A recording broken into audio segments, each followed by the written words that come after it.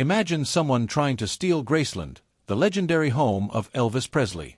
Sounds like the plot of a wild movie, right? But this actually happened. A shocking real-life scheme involving forged documents, a fake company, and a bold attempt to con the Presley family out of millions, nearly 50 years after the king of rock and roll left the building.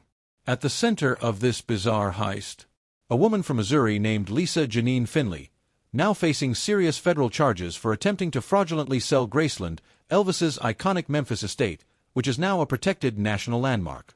Here's how it all unraveled.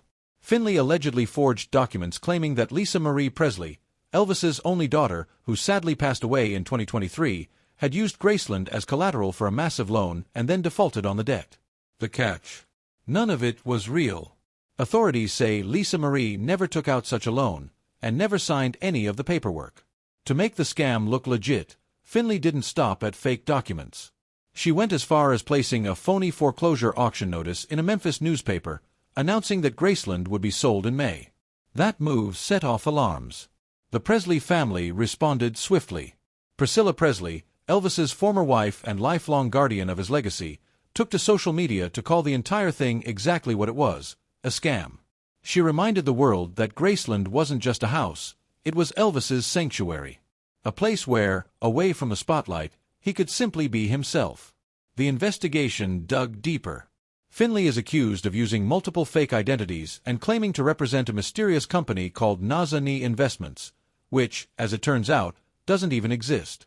Authorities believe she created the entire shell operation from scratch to make the fraud seem credible.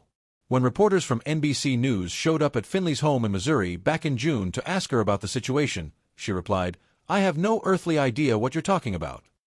Now, Finley is facing federal charges of mail fraud and aggravated identity theft, serious crimes that could land her in prison for a very long time if convicted. The idea that someone would try to steal one of the most iconic homes in American music history is hard to believe, but it's a reminder that no matter how big the legend, there's always someone bold enough to try and rewrite it for their own gain. Graceland stands. But so does the law.